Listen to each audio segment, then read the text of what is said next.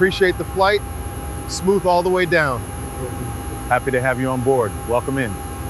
That couldn't have asked for better.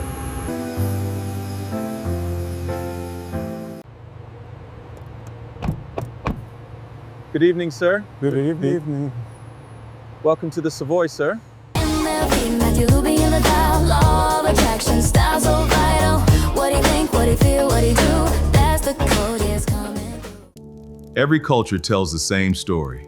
Different names, different settings, but the same journey.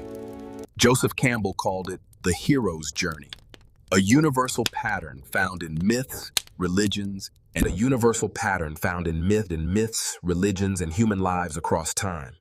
It isn't just a story structure, as I would like to invite you on a journey, those dark secrets that are hidden deep within.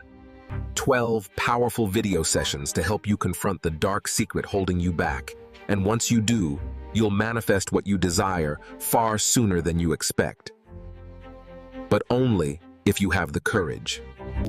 At its core, the hero's journey describes what happens when a person is called to grow beyond who they've been.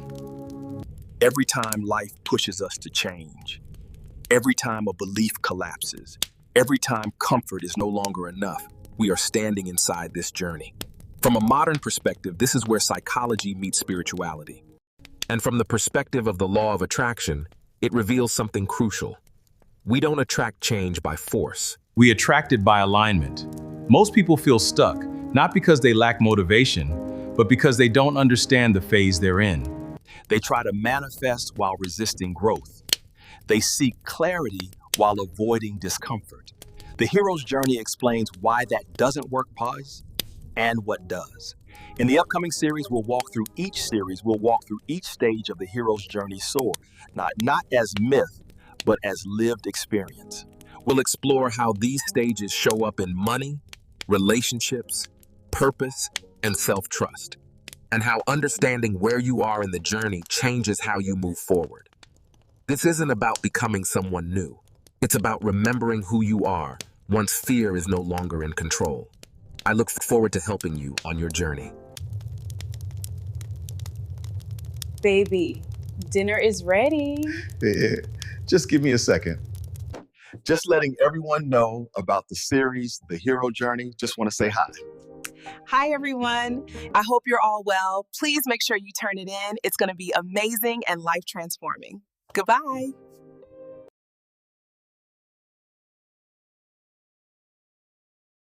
Hi, I am Matthew LV. Now let's start this discussion about the ordinary world. All right. But feel free to leave your views and experience in the comments section. Before any real transformation begins, we have to understand where we're starting from. This first stage is called the ordinary world, the life you're living right now, the patterns you're used to, the beliefs you rarely question. Most of us think our reality is just how things are, but in truth, it's the result of years of conditioning. From the moment you were born, you inherited factors from family, culture, religion, society. You learned what love looks like, what money means, how safe or unsafe the world is. You learned who you're allowed to be in order to belong. Over time, these beliefs turn into survival patterns, ways of thinking, feeling, and behaving that once helped you cope, but may now be quietly limiting you. And here's the key truth. Much of this happens unconsciously. You may consciously want more love, more abundance, more confidence, but unconsciously, you may believe love doesn't last, money is hard to earn, or that you're not enough. And the unconscious always leads. This is where the law of attraction comes in, not as wishful thinking, but as awareness. You don't attract from what you want. You attract from what you believe. Your beliefs shape your energy. Your energy shapes your choices. And your choices shape your reality. If someone believes love requires struggle, they often attract relationships filled with effort and uncertainty. If someone believes money is scarce, opportunities seem to close just as quickly as they appear. If someone believes they must prove their worth, confidence becomes conditional. None of this is a punishment. It's simply feedback. Your current reality is a mirror, showing you the beliefs you've been carrying. So before we try to change anything, we observe. Let's begin with a simple exercise I call my current reality audit. Take a moment and look honestly at your life as it is right now. Not with judgment, just curiosity. Ask yourself 3 things. What is my current experience with money? What patterns show up in my relationships? Where do you notice repetition? Similar relationship dynamics, different people? Well, I think cycles of earning and losing money, confidence that rises and falls depending on external validation. These repeating patterns are important. They are clues. They point to beliefs that are running quietly in the background, beliefs formed long ago, Often in moments when you were just trying to stay safe, loved, or accepted. You didn't choose these beliefs consciously, but you can choose to become conscious of them now. and that's powerful because awareness is the doorway out of the ordinary world. This stage isn't about fixing yourself. This stage isn't about fixing yourself. It's about recognizing that your reality has been shaped from the inside out. It's about recognizing that your reality has been shaped from the and therefore it can be reshaped the same way. Once you see the pattern, you're no longer trapped in it. You're standing at the threshold of change. You're standing at the threshold of change. And this is where the journey truly begins. I wish you the best, and God bless, and God bless. And I'll see you on the next video.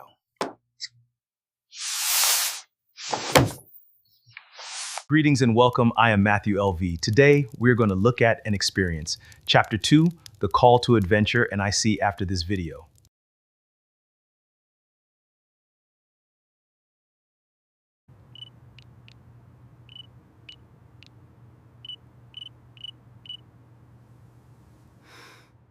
That wanting more meant something was wrong with her. But the wanting didn't stop. It never does.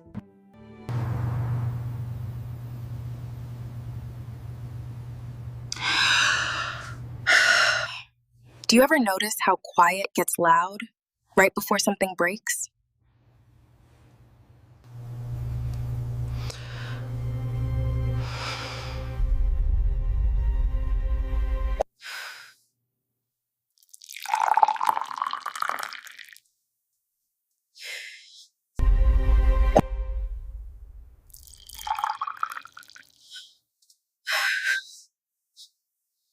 A small thing, but it lands heavy. Just stop, okay?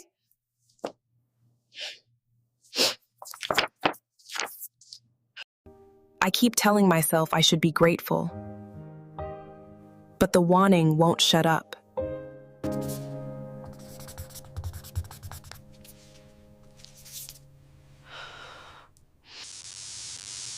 Can I ask you something without you trying to fix it? Yeah. Do you ever feel like something's calling you and you don't know where it's coming from? I thought it was just stress. But yeah. All the time. Signs I've been ignoring.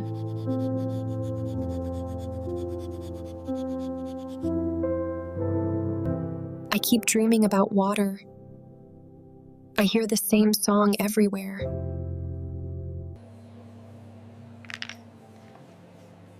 Sometimes desire is just your soul trying to get your attention. The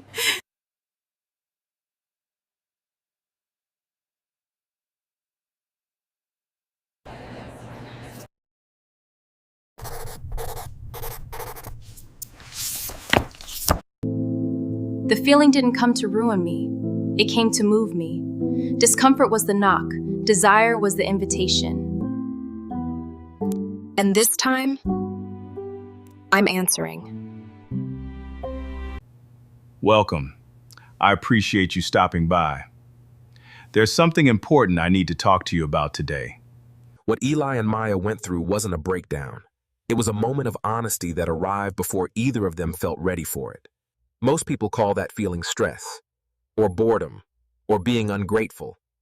But that's not what it is. That tightness Maya felt sitting on the edge of the bed, staring at a blank page 20, that was truth knocking quietly. She kept telling herself she should be happy. That wanting more meant something was wrong with her. But the wanting didn't stop. It never does. Because desire doesn't come when she finally wrote, "I want to feel alive again." That wasn't a complaint. That was a direction. Do you ever feel like something's calling you and you don't know where it's coming from? That question didn't fix anything, but it did something more important. It told the truth out loud. Eli thought it was just stress.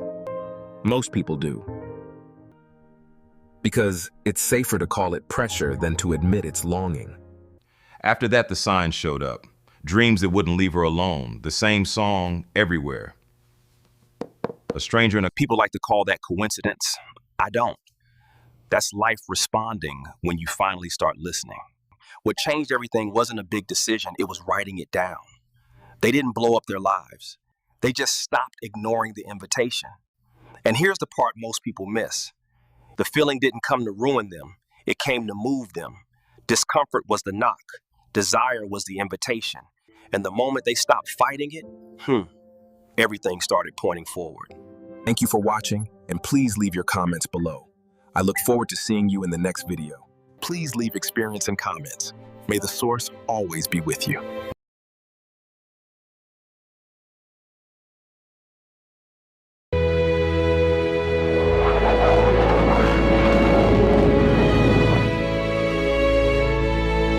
Appreciate the flight. Smooth all the way down. Happy to have you on board. Welcome in. Couldn't have asked for better. I'm home. It's paradise, Matthew. Absolutely perfect. I don't understand why everything feels unfinished. Nothing is wrong, yet nothing keeps. That's how it starts. Not with collapse. With comfort that lasts too long. I have a life that works. Does it move? I'm not afraid. No one ever is, until they name it. Fear rarely arrives screaming. It clears its throat politely and says, "Let's not ruin a good thing." I just don't want to make a mistake.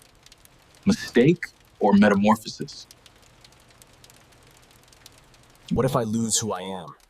What if growth costs more than it gives? What if I change and discover I no longer belong? But the truth is quieter. I am staying because staying feels survivable. Ego gets blamed for so much. But ego isn't cruel. It's conservative. It protects the versions. At least here, you know the rules. But safety isn't alignment. It's just familiarity with the furniture. So why do I delay the things I want most? That's it. Because desire threatens identity. Self-sabotage isn't rebellion, it's allegiance. And if you grow, Then that story dies. safe feels quiet, predictable, approved. Aligned feels louder, not in volume, but in truth. Safe keeps the peace. Aligned keeps the soul. You can be applauded for safety, and I've tried so hard. Effort isn't the problem. Resistance is. The universe doesn't respond to force, it responds to permission.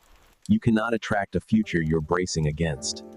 Resistance blocks flow more than inaction ever could.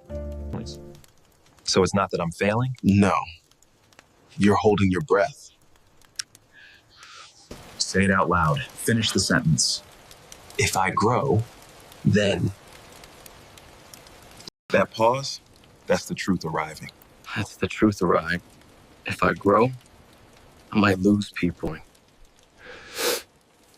Because refusal has consequences too. Not dramatic ones. Stagnation isn't neutral. It erodes. So fear doesn't mean stop. It means listen, and then choose anyway. You don't need certainty.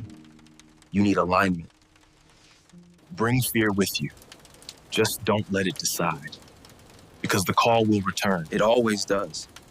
The greatest risk was never change.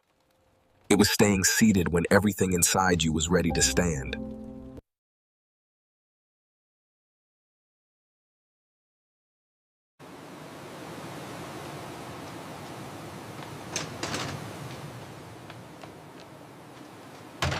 Guess I've been asking people to see me before I finish seeing myself. Exactly.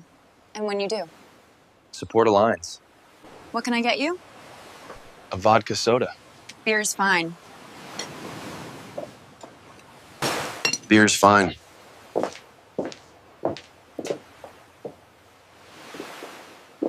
You didn't have to say it like that. I didn't raise my voice. You didn't have to. I'm just tired of being treated like a risk instead of a person.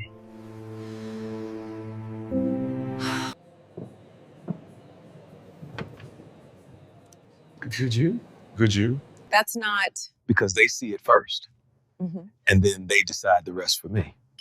I'm tired of feeling like I'm supposed to be the responsible one.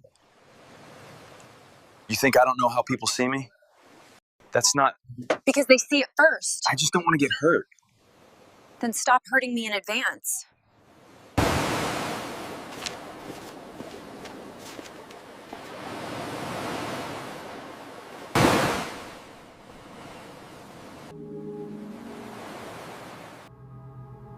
Ethan, I just don't think you're there yet. There where? It feels like you like that a little too much. You think I have a big ego. I think people tell you you're handsome your whole life and it goes to your head. That doesn't exactly scream commitment. That's the excuse, Isis. That's the excuse everyone uses, and I'm fed up with it. I'm not trying to insult you. I'm trying to protect myself. By deciding who I am for me? Guys who look like you don't usually want something serious. Not really. Or maybe people never let them be serious. That's not fair. Neither is this. I didn't know it bothered you that much. Because no one asks. They assume. You assume. I see how people look. And you think I don't see how they look at you? Like you're supposed to be smarter for dating me? More mature for not trusting me? That's not what this is. Because from where I'm standing right here, choosing you, and you keep telling me I'm not capable of that choice. I'm scared you'll wake up one day and realize you could have anyone. I already know that. And I'm still here. You don't sound 21.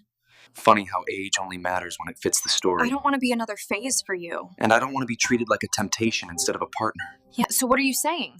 I'm saying stop punishing me for other people's projections. I don't want options. I want us. Ned.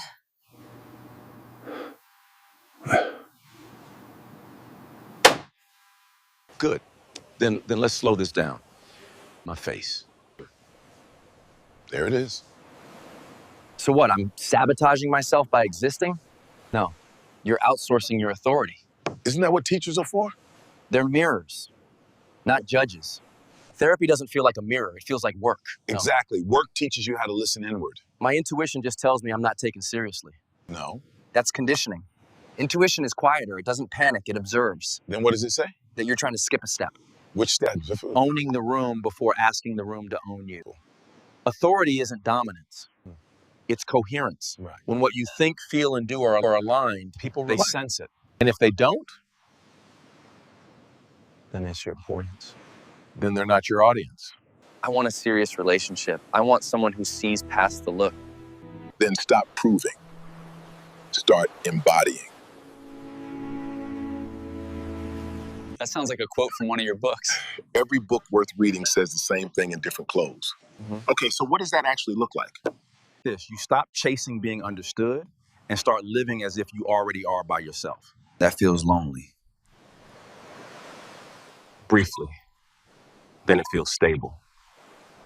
And the law of attraction part, you always sneak that in. Right? I don't sneak it in. It's just physics with better branding. Meaning, support aligns. Not because you begged for it, but because you matched it. So I don't manifest love by wanting it harder. When you're actually ready, support aligns. Not because you begged for it, but because you matched it. So I don't manifest love by wanting it harder. Eventually, you become your own mentor. H. Guess I've been asking people to see me before I finish seeing myself. Exactly. And when you do? Exactly. And when you do? Support aligns. Now you're listening.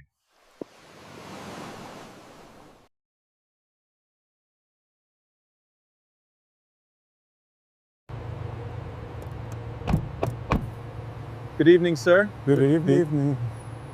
Welcome to the Savoy, sir. Commitment is not proven when the road is easy. Tonight, we honor someone whose greatest act of courage was not in surviving the streets, but in walking away from them. For years, the noise of that life was loud, loyalty demanded without question, and respect earned through fear. I am going to pick up from when I first met this amazing man called Darren when he was just 19, and choices made, but true commitment is not about where you begin. It is about where you decide to go. He was and made a choice, a deliberate daily choice to rewrite their story.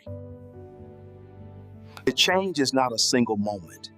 It is waking up every day and deciding again.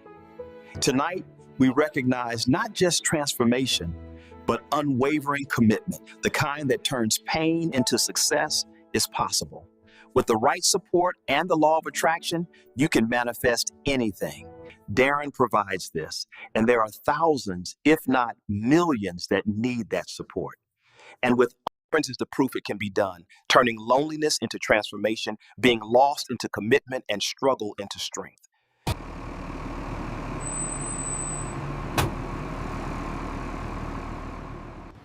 Hey, Darren, come sit. You all right? Yeah, I guess just life's mad right now, isn't it? Growing up here, it's not easy. There's pressure from all sides. Yeah, man, everyone's out here hustling. I don't know how to get out of it sometimes. There's another way. Like what? The law of attraction, yeah? Yeah. It's about understanding that your thoughts and beliefs shape your reality. What you focus on grows. Wait, so you're saying if I just think about success, I'll get it? Not exactly. Yes. Thinking is the first step. You have to align your actions with your vision. But the first thing is shifting your mindset. Mindset, huh? Sounds if I try to leave that behind, I'll be on my own. Darren, it's hard, I won't lie. But you want something different. You have to be different. You have to be different. Yeah. Surround yourself with people who lift you up, not pull you down. But what if they don't exist where I live? Energy is contagious. Positive energy pulls you forward. Negative energy drags you back. I want out of this life. I don't want to end up like some of the guys I see. I know it feels impossible, but nothing in life worth having comes easy. One thing you want to change at school, maybe a skill, a passion like music and sports you're good at. And what about the streets? The guys I hang with, they won't just let me leave. That's right, E.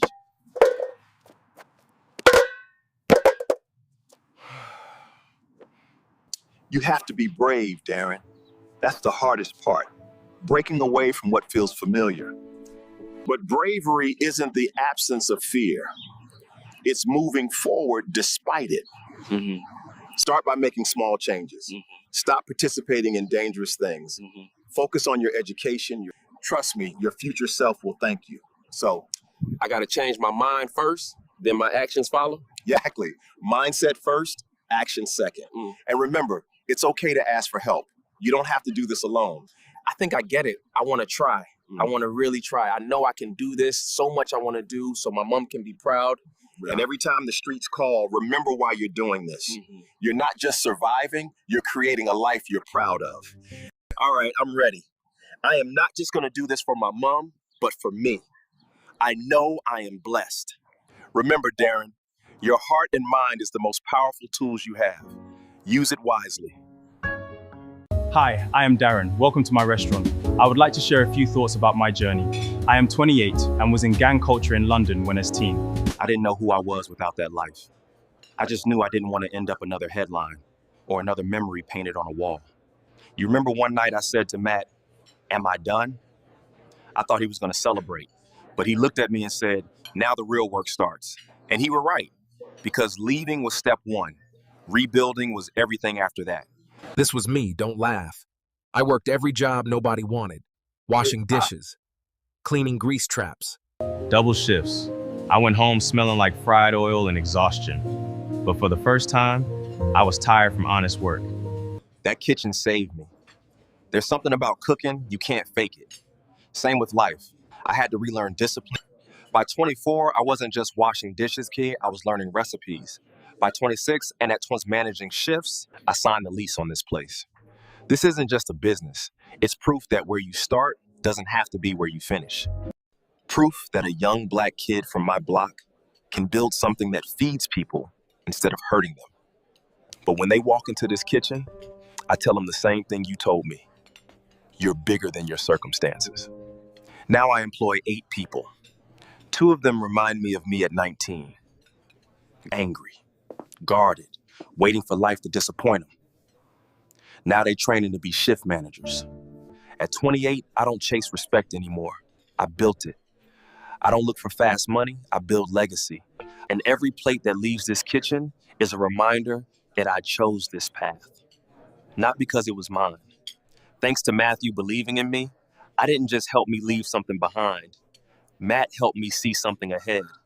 And now, this restaurant, this is just the beginning.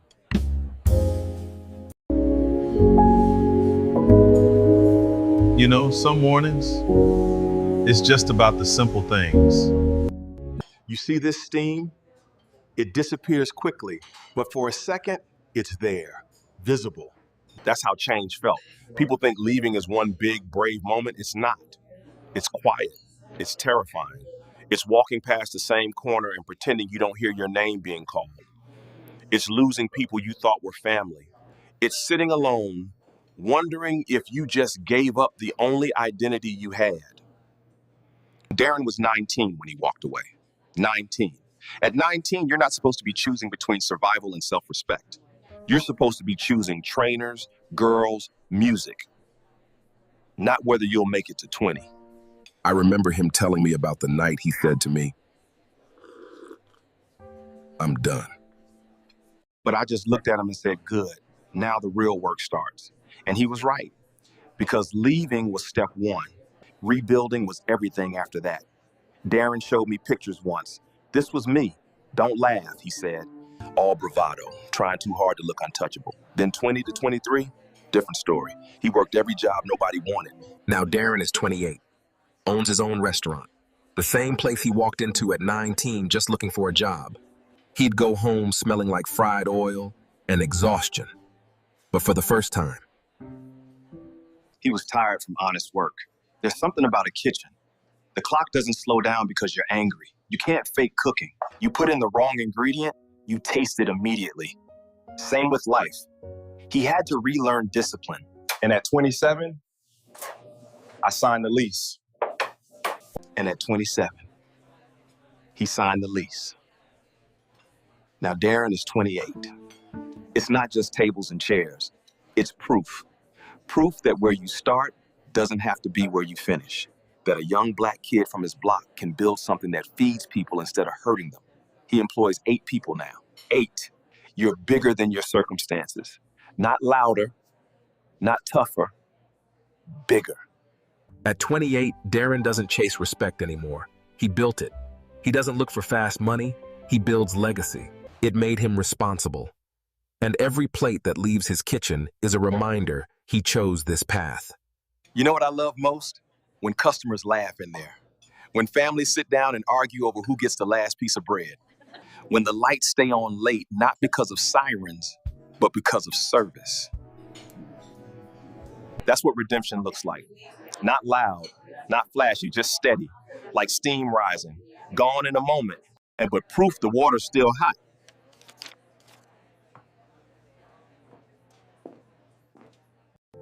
Well, there you go. That's the story of Darren. There are many more like him, females too. That will be another story. But making a world where they don't always want you, but you become the best. I hope you enjoyed the video. Keep your head up, you will make it. As always, leave comments and your experience within the comments section. May the source always be with you. God bless.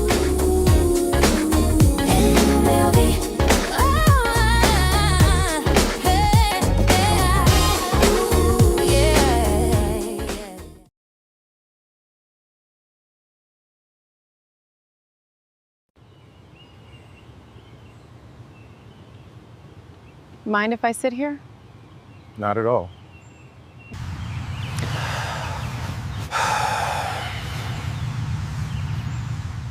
Existential crisis. Advanced breakup. You ever notice how you keep dating the same person with different hair? Excuse me, have we met? But statistically, yes. Yeah. Okay, what's your type? Emotionally unavailable, but says, I'm working on myself. Yeah. Right? So suffering for. Oh, no, that's my line. What did your last relationship end over? She said I was too much. Define too much. Needing reassurance. Wanting clarity. Basic emotional oxygen. And what did that trigger? That I'm hard to love. Okay, my turn. He said I was too independent. That's not even an insult. It was the way he meant it bad. What did that trigger? That if I don't need anyone, I won't be left. See? That guy's my enemy. No, he's cardio. You know what's funny? Some people show up to drain you. Others show up to steady you. Right now, you're not draining. You either. By the way, I am Darren. So what, you think we attract this stuff? Hi, I am Serena. I think we accept what matches what we secretly believe. If you believe you're too much, you'll find someone who confirms it. If I believe needing someone is dangerous, I'll find someone who keeps distance. So what are we? Statistically, a 5-minute therapeutic detour. A mirror? Yeah, but like, a kind one. No number exchange. No dramatic shift, just awareness. Try believing you're not too much. It's okay. Try believing you're allowed to need someone. Greetings. I bet you thought that they would get together. Did it bother you when Serena walked off? Let me explain. Life doesn't send you people randomly. It sends mirrors.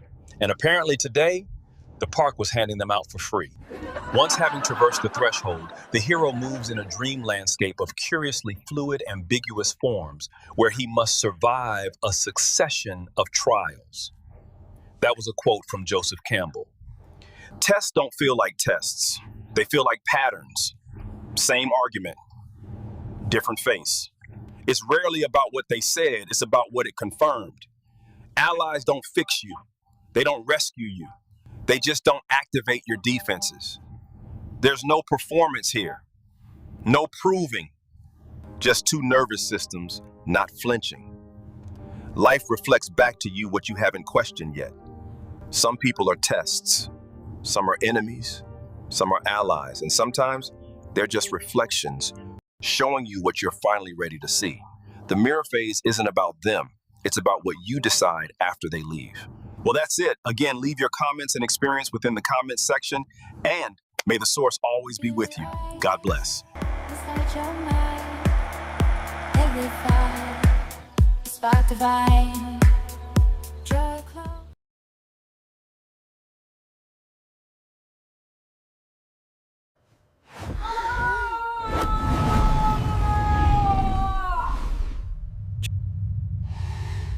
Mom.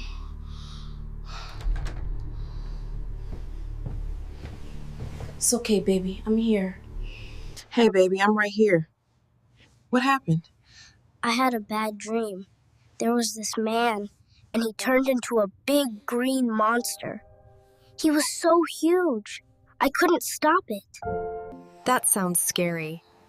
But it was just your imagination working overtime. You're safe. Nothing in this room can hurt you. It felt real. Dreams can feel real. But look, it's just us. Your room. Can you stay until I fall asleep? Always. You're awfully quiet this morning. Still thinking about last night? Mm-hmm. It felt so real, Mom. Like I was right there. Want to tell me about it again? I don't know. I am just scared. Is there something wrong with me? This does not happen to the others. Jay, tell me about your dream. Mom, this man was normal looking, then he had muscles and turned green. Could not move. That sounds really scary, being stuck like that. Why do dreams do that? Make stuff so big. Were you feeling anything big yesterday? I was kind of mad at school.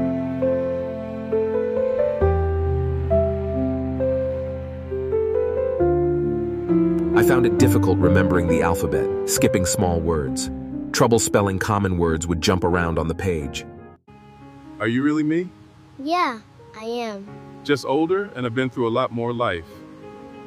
Some things do. Some things do, some don't.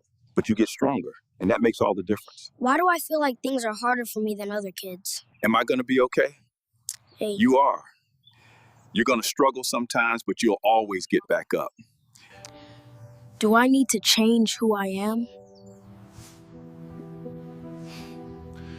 Don't change. Your heart is good. No. Your curiosity, your kindness, those are your strengths. Protect them. No. You will, more than once. No. And every time, you'll bounce back. That's the only advice I have for you. Keep bouncing back in life. I'm very proud of you. Not just for who you'll become, but for who you already are. Say. So I'm gonna make it? You already have. Just keep going. Love your parents. It's been an honor to meet you again. Remember, God will be your strength when all else fails. Place. Brothers and sisters, I am Matthew LV. Now let me tell you something about struggle. I was 4 years old when the letters started dancing. A, B, C, D. Where did E go? I skipped words, and the world called me dummy, thick, incapable. I believed it. I wore it like a heavy coat for decades. But I want you to know this. Even in that struggle, there was a spark. Even in that dark night, God had not forgotten me. Every day it felt like climbing a mountain barefoot. I skipped small words, stumbled over common words, and every mistake, every humiliation cut deep. I wanted to be like everyone else, to read easily, to write flawlessly. But God had another plan. See, my friends, what looks like weakness, what looks like dummy or thick, a respected dyslexia therapist tested me, and she said words I'll never forget. You are genius level. Yes, the very thing they called my weakness was God's design to make me think differently and to shine in ways I could never imagine.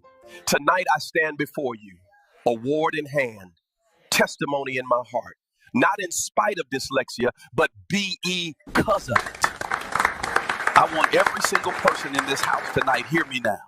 God does not make mistakes. God does not call the gifted dummy. God does not call the creative thick. Your struggle, your difference, your challenge is a seed of genius planted by God. And read your letters your way. Write your story your way. And let the world marvel at the genius God put in you. Stay blessed and God bless. May the source always be with you.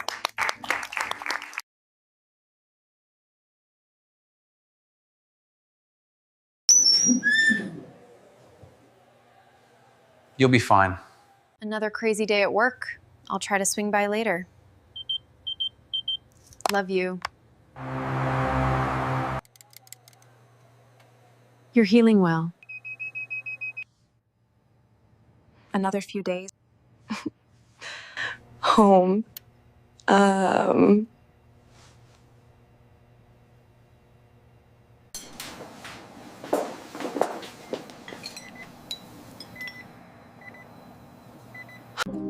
Love isn't supposed to feel this lonely.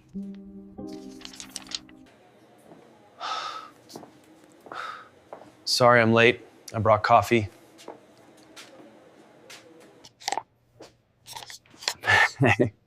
Hey, look at you. Almost free? I needed you. That's the problem. You're always here now, never when it matters. Jane, I love you. You say it, but I need someone who shows it. Jane, Come on, that's choice. Watching everyone else, it made me realize something. I don't want to beg to feel cared for. I'm leaving in a few days. And when I do, Jane? I need to leave more than just this hospital. What? Greetings to you. I am Matthew LV. There comes a time in every life, in my life, when the weight of someone else's attitude becomes heavier than the weight of walking away. There comes a time when patience turns into pain, when tolerance turns into turmoil, when silence turns into surrender. And in that moment, that boiling point, you begin to ask a simple but powerful question: where is the love? Say it with me, Ham. Where is the love? Where is the love in the friend who only calls when it's convenient? This is the battlefield between your peace and your pride, between your boundaries and your fear, between your ego and your evolution. Now, let me say this clearly. The ego is not the enemy. The ego builds boundaries. The ego protects dignity. The ego reminds you that you matter. Turn to somebody and tell them you matter. But the ego can also trap you. It can whisper, stay quiet, stay small, stay put. And too many of us have stayed small, haven't we? And so you wait. You wait on their timing. You wait on their promises. You wait on their convenience. But let me ask you, what are you waiting for? Can they provide consistency? No. Let me hear you say it. No. Say it again. No. Say it louder. No. Because love without action is not love, it is language. Commitment without consistency is not commitment, it is comfort. Words without substance are not promises, they are placeholders. If you believe that, say, that's right. And sometimes sometimes the most courageous thing you can do is let something die. Not out of anger, not out of revenge, but out of alignment. You release it, you surrender it, you bury it, so that something greater can rise. Do you want something greater? You see, you cannot blame God for where you stand. God may show you the door hard, but you must walk through it. Grace opens it. Faith carries you, but courage moves your feet. Walk through it. People will resist your growth, not because you are wrongering, but because your change makes them uncomfortable. Not because you are failing, King, but because you are finally rising. And rising people in this room make some noise. Jane understood this. She tolerated the promises. She tolerated the promises. She tolerated the patterns. She tolerated the I love you with no action behind it. How many of you have heard those words before? Until she said, enough. Say it with me, Had, enough. Love is not declared, it is demonstrated. Not spoken, but shown. Not promised, but practiced. Repeat after me, show me. She didn't have a detailed plan. She didn't have every step mapped out, but she had faith that moving forward with uncertainty is better than standing still in disappointment. Faith that alignment requires space. Strength within her, she would be better off walking alone. If you're ready to stop waiting, stand in that energy right now. So today, enforce your boundaries. Step forward in truth. Choose what you want more than what others demand from you. Say it, I choose me. Keep shining, keep vibing, keep rising. May God bless you. May the source guide you. And may you never again settle for words without works. Is our final warning. The consequences are inevitable.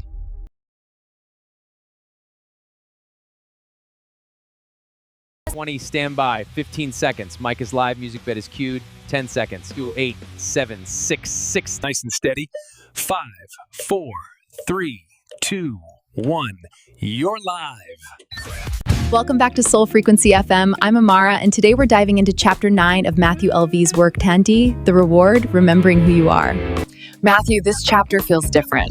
Softer, calmer, almost like, exhale energy. That's exactly what it is. Chapter 9 isn't about striving anymore. It's about returning. The reward isn't money, success, or even manifestation. The real reward is remembering who you are underneath the noise. You describe it as reconnection. Reconnection to what? Yeah. Oh, sorry, Matthew. We did not give you any headphones. To truth, to your natural state, before the conditioning, before the fear, before the I'm not enough stories. When you reconnect, you experience inner peace, clarity, and self-trust. But not because something external changed. That self-trust piece really stayed with me. So many people are stuck in this loop of second-guessing themselves. Yeah. I mean, even confident people. Not you, obviously. Not anymore, at least. We were taught to outsource authority, to trust opinions over intuition. But when you remember who you are, Decision-making becomes quiet, clear. There's less overthinking. You move from alignment instead of anxiety. Alignment instead of anxiety. You make it sound so effortless. Is that the law of attraction piece? The idea that when you're aligned, things just find you? Exactly. Most people try to make up for lack, give it. I need this to feel whole. But when you're aligned with who you truly are, You're already whole. You're not chasing. You're embodying. And from embodiment, attraction becomes natural. So it's less about whispering affirmations into your mirror all day and more about actually becoming the person who believes them. That's a lot sexier, by the way. Yes. Affirmations without embodiment are just words. Alignment is energetic honesty. When you're honest about who you are. Energetic honesty. I like that. It sounds like authentic confidence, the kind that doesn't try too hard. That's exactly it. Authentic confidence isn't loud. It doesn't need validation. It's grounded. It's the calm knowing I trust myself. And that energy is magnetic. Magnetic. So that's your secret? Take it down. I should have known. Monadania. It's available to everyone. We'll see about that. Now, Fro, you share this powerful exercise, self-concept redefinition. This one made me sit up straighter. Can you walk us through it? Of course. Most people operate from an outdated self-concept. So the exercise is simple but transformative. Write down the story you've been telling about yourself. I'm bad with money. I'm not chosen. Is this ultimately true, Pac, or is this conditioning? Redefine yourself consciously. I am someone who makes aligned financial decisions. I am chosen because I choose myself.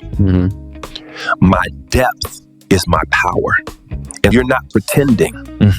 You're selecting truth over fear.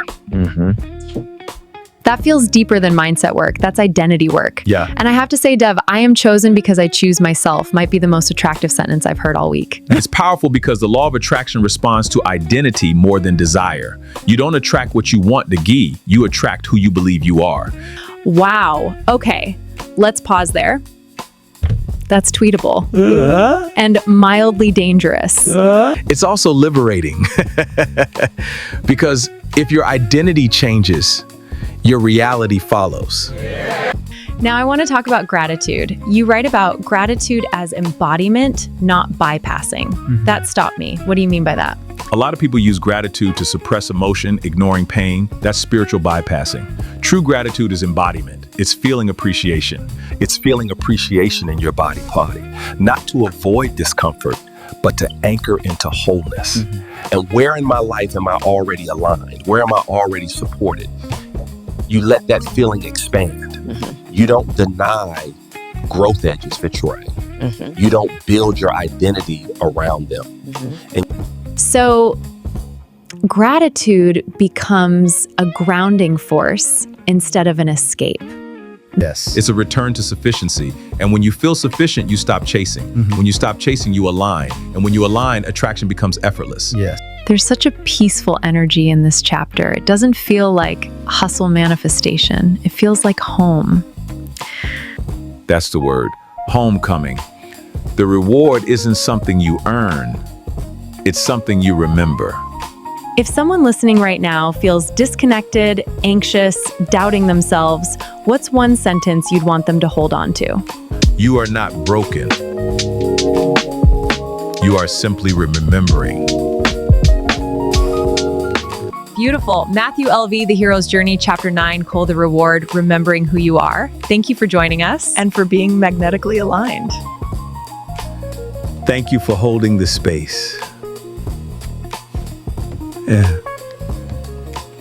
And to everyone listening, Hal, may you return to yourself this week. That's where the magic begins. Though apparently, alignment helps too.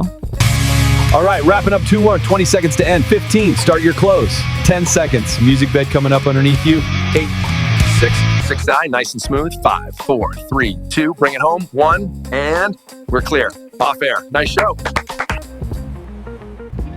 Nice to see you. Ready to go? Absolutely.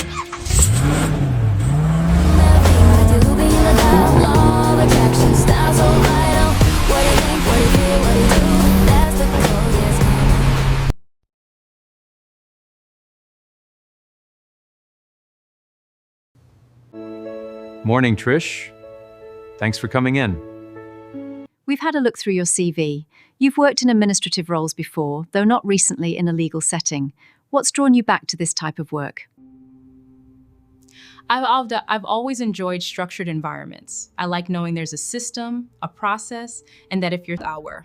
Legal work appeals to me because details matter, deadlines matter, accuracy matters. This role can be quite fast-paced, though. Court bundles, client correspondence, diary management. How do you handle pressure? I'm naturally methodical. I prioritize quickly and I don't panic. If there's a tight deadline, I focus on what's essential, double check as I go, and communicate if anything needs clarification. Discretion is obviously crucial here. Absolutely. Confidentiality isn't just a policy front, it's trust. Clients need to feel secure. You've had a bit of a career break. Are you ready to return to full-time work?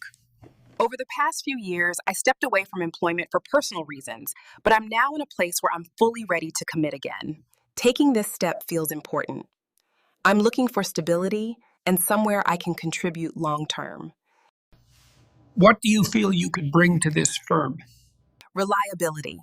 I turn up, I'm prepared, and I take pride in doing things properly. I understand that a legal secretary often sets the tone for the office, keeping everything organized behind the scenes.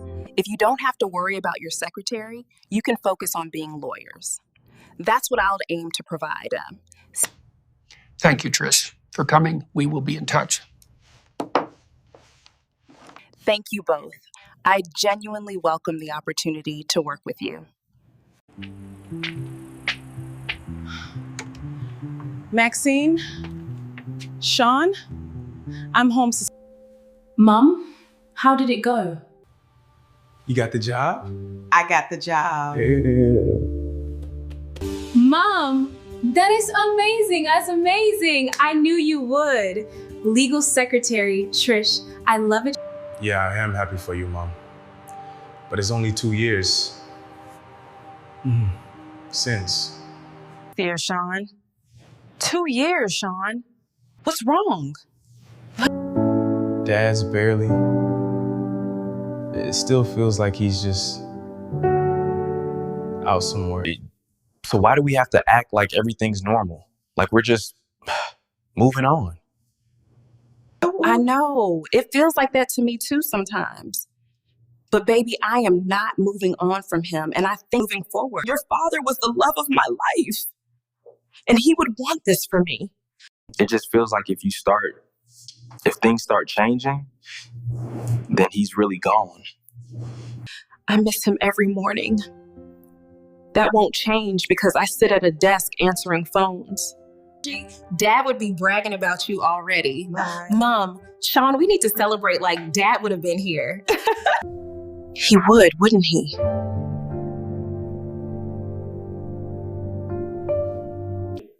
I just don't want to lose any more, man. You're not losing me. I'll still be right here, just with better filing skills.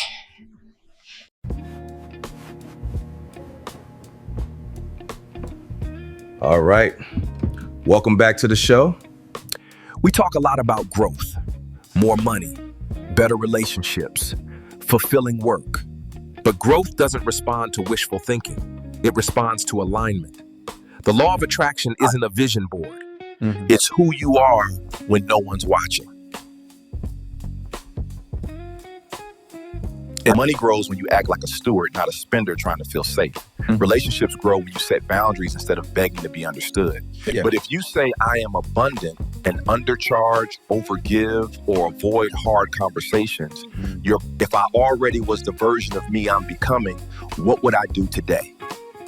one brave email, one honest boundary, one disciplined financial choice, one action, small embodied proof. Daily. Exercise 2. Every night ask, where was I aligned today? Where did I shrink? And what did that create? Someone asked once. What if alignment disappoints people? Then it reveals who was benefiting from your misalignment. Then someone said. So it's not about attracting better. Is it about becoming better? Exactly. Attraction isn't magic. It's resonance. When you live the work, money trusts you. Love feels safe with you. Opportunity recognizes you. Stop trying to manifest. Start embodying. Because the life you want is already responding to who you are being. Is already responding to who you are being.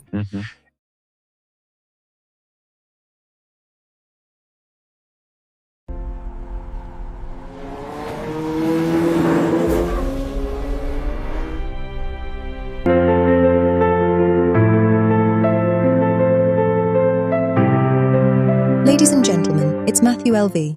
You ever notice? Pressure doesn't actually create a new version of you, reveals the one you've been rehearsing in private. Not the affirmations you post, not the intentions you set on January 1st, but the nervous system you trained on Tuesday afternoon when nobody was watching. That's the resurrection. Not rising from the dead mad, rising from the automatic, because the old self reacts. The new self responds. And those two feel almost identical until the moment everything matters. You get the text message, the criticism, the rejection email, the disrespectful tone, the old you, tight chest, fast mind, immediate defense. New you, breath, space, choice. And that pause? That is embodied wisdom, not knowledge, not philosophy. People think alignment means life becomes easy. No. Alignment means you stay yourself when life becomes difficult. Anybody can be peaceful in silence. Anybody can be loving when appreciated. Anybody can believe when results are obvious. But pressure asks a different question. Can you remain who you decided to be before the moment tested you? That is staying true under pressure. Here's the truth about manifestation most people miss. The universe does not respond to your desires. It responds to your consistency. You don't attract what you want. You stabilize what you repeatedly are. So if your inner world changes every time circumstances change, your results will keep resetting. I'm talking about building a legacy that truly matters. That's why this plaque represents the commitment we've made to our community and our future. Your energy becomes predictable. And predictable energy becomes trustworthy reality. Consistency stabilizes manifestation. Let's make this practical. I want you to run a reflection called Old Me versus New Me. Not abstract, not spiritual, real. Think about a challenge you faced recently. Old me would have said what? Old me would have just said yes. I would have felt resentful inside. But the old me wouldn't have done a thing differently. Old me would have just walked away from the challenge. Now, I stay, I feel the pressure, and I handle it head on. If those answers are identical, you're not transforming. You're just hoping. Transformation is measurable in behavior under stress. Now let's talk about why change fails. Because you try to think your way into a new life without teaching your body it's safe to live there. Your nervous system runs your personality more than your beliefs do. So when pressure rises, the body chooses familiarity over intention. That's why regulation is power, not relaxation, regulation. Here are 3 tools. Simple, biological. First, the physiological pause. Inhale through the nose.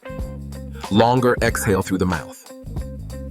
Do it twice before answering anyone important. You just move from reaction brain to response brain. Second, name the state. Quietly say, I notice activation. Not I'm angry. Not I'm anxious. You are not the emotion. You are the observer of a sensation. Identity restored. Alignment protected. Third tent, slow the first movement. Whatever your impulses mean, delay it by 3 seconds. Most damage in life happens in the Fallston. You don't become wise when life is calm. You become wide, he learns it doesn't have to, it's calm. That's resurrection. The moment your future self finally becomes stronger than your past conditioning. So next time pressure shows up, frame, and it will frame. Don't ask, how do I win this moment? Ask, Which version of me walks out of this? Because your life is not built in big decisions.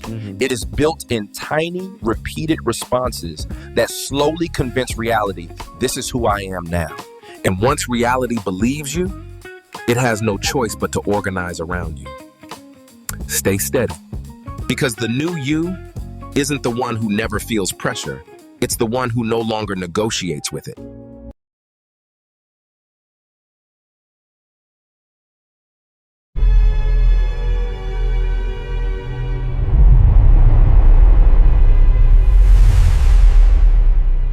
What's happening? Do not be afraid, Joe. Come with us.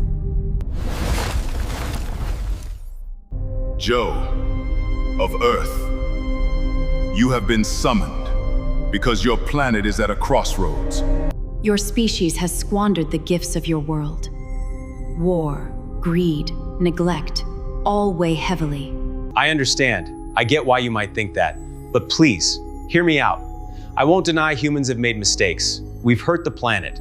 And sometimes it feels like we're our own worst enemy. But there's more to us than the destruction. There's creativity, love, hope. Look at this planet. Oceans, forests, mountains, life in endless forms. And humans there are millions, billions even, working to preserve it, to make it better. And yet the damage is vast.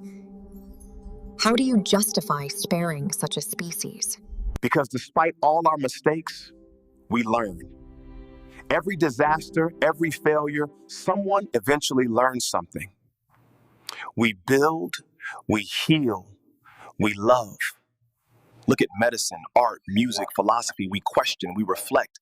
That curiosity, that drive. Worth protecting, or foolishly clinging to life doomed to repeat its errors?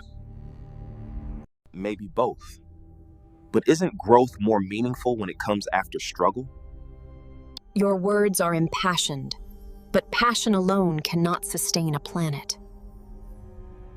I can't promise perfection, no one can. But I can show you what humans are capable of when they care. We've cured diseases, explored space, written music that touches souls, built communities from nothing, raised children who will grow wiser than we are. And we do care. Look at movements for climate, equality, justice. Humans are small, fragile, yes, but that makes our care all the more remarkable.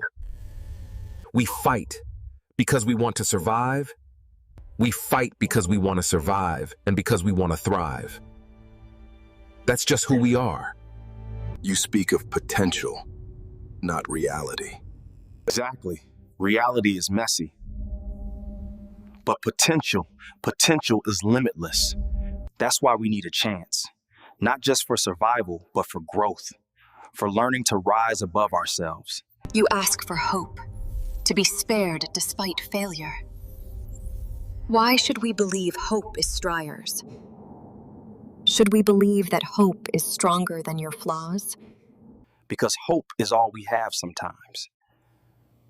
And it's stronger than any weapon, any greed, any failure. When people believe in something greater than themselves, that's when they shine. Humans can be terrible, but they can also be miraculous. You've seen our cities, our music, our science. Give us a chance. Not a guarantee we won't fail, but a chance to prove and rise together. With your guidance, we could become more than our mistakes. We could finally honor this planet and ourselves. You have spoken truth, human.